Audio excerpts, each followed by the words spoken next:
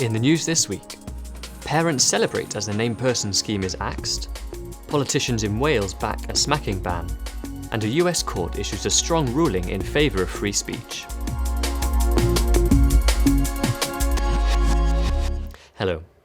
Parents are celebrating after the Scottish Government officially announced the end of the intrusive named person scheme.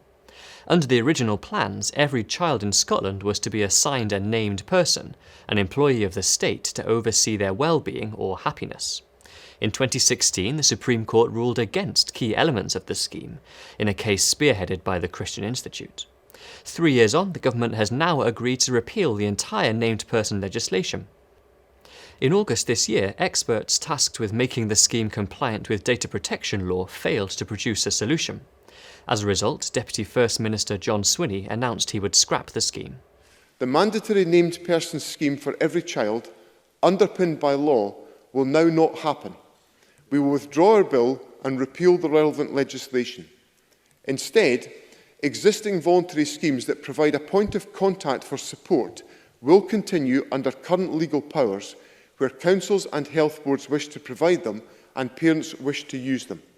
Simon Calvert, a Deputy Director at the Christian Institute and a spokesman for the No to Name Persons campaign, welcomed the news. Well, parents all across Scotland are going to be pleased. They're going to be relieved, actually, that the Scottish Government has finally agreed to scrap the named person scheme. We and many others have been calling on them to do this for years. We've been campaigning, of course, for over 5 years as part of the No to Name Persons campaign. And I remember standing outside the Supreme Court in July 2016 when we just won that amazing victory against, striking down the heart of the named person scheme. And the Scottish Government's response was to issue a press release which made it out as if they'd won. And it's that denial of reality and that refusal to accept even what the Supreme Court said about it that's really caused just so much more anger about that scheme. They could have backed down years ago, but here we are. They've done the right thing. It's also worth bearing in mind there may be some local authorities in Scotland that continue to run something called a named person scheme, but legally it will be toothless, so parents can take their advice if they want it and ignore it if they don't. And that's good news. Everyone in England and Wales could be permitted to choose their own sex on the 2021 census. Controversial draft wording is currently being tested by the Office for National Statistics. Alongside the compulsory "what is your sex" question, the ONS advises that people give their preferred option instead of the biological reality. Professor Rosa Friedman described the advice as ludicrous. The purpose of the census is to understand what the population is and plan for those demographics. The census is not there to validate someone's gender identity. Parents in Wales are a step closer to being criminalised for disciplining their children after legislation on a smacking ban was backed by politicians.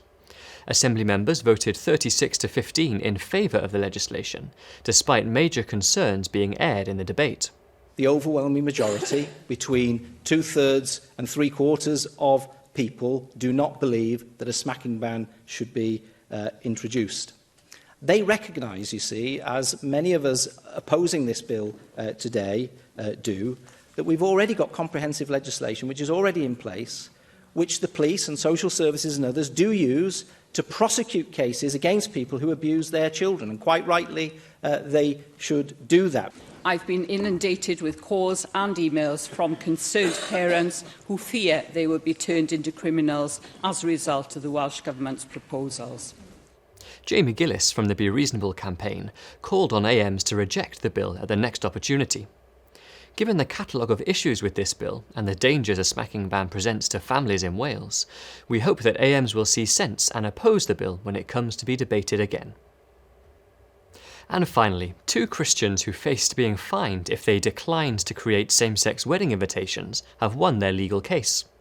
Joanna Duca and Brianna Koski run Brush and Nib Studio, a stationery business that makes invitations for weddings and other events. After a long legal battle, the Arizona Supreme Court ruled in their favour. A delighted Joanna set out the values behind their work. Brianna and I will gladly serve everyone.